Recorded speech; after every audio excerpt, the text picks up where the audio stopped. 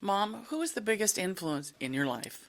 I think it's my parents. I was born in 1927. Everything was economically great. They bought an old house out in Coleraine Township near Cincinnati with the idea of tearing the house down. I think it was built in the 1820s. It was over 100 years old. I remember the house. You spent a lot of time there.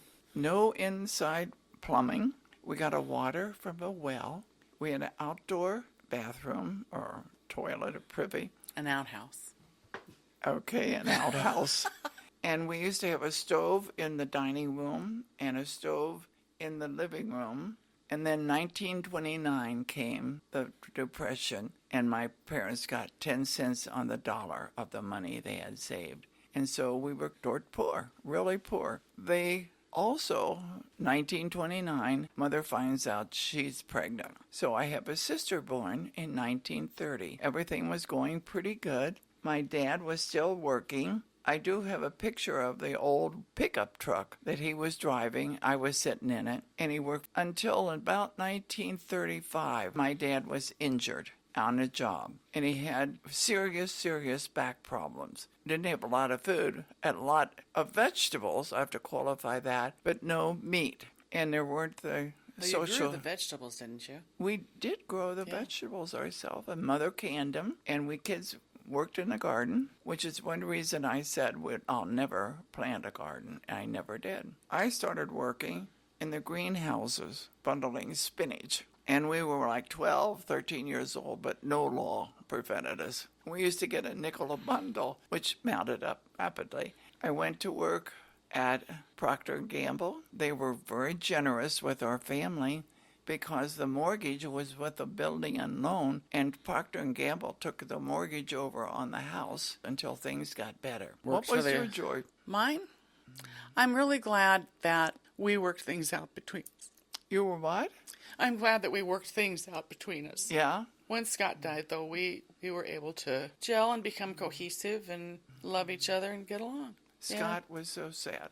What did you want Scott and I to grow up to be? I thought it was important to make a choice. I chose to be a teacher. I don't think it ever crossed my mind to be anything else. When I walked in that classroom and closed the door, I was the boss, more or less. Remember how you disciplined? She never yelled at them. No. She never did anything. She'd grab their little chins, look into their eyes, and quietly tell them. You have a choice. Yeah, you have a choice. Either you sit down at your desk, or you can go to the principal's office, or whatever. It's your choice. I did it to you, too. Mm-hmm. And some of your choices were not too good. How can you say that? I remember the Roman sandals that went from your foot all the way to your knee. I thought they were cool. I know. What about the Challenger? When you were a teacher doing the stuff with the Challenger, that's one of my favorite stories you have. NASA, I was always interested in space. And so I wrote a letter to Edwards Air Force Base, and they were going to have the program of the tomato seeds. It was in all the paper. Krista McCullough has been chosen teacher to go up in space. We found out through newspapers and stuff they were going to do a tomato seed experiment. Part of the seeds will go to space, and part of the seeds would not go to space. Seeds put in for the experiment that we want to be part of it. My classroom, and Bill Bunsen, he was next door. I, and Bob Driscoll, fourth grade teacher. All four of us were going to do the experiment. So we get the boxes for the seed. We don't get the seeds because they have to go up in space or go someplace and not go up in space. We got all the paraphernalia, and then they would see which we would report the differences. And we got the kids all there organized with a TV set. A lot of parents came in, and it goes up, and then it blew up. And the kid said, "Does that mean we won't get our tomato seeds?" I said, "Probably not."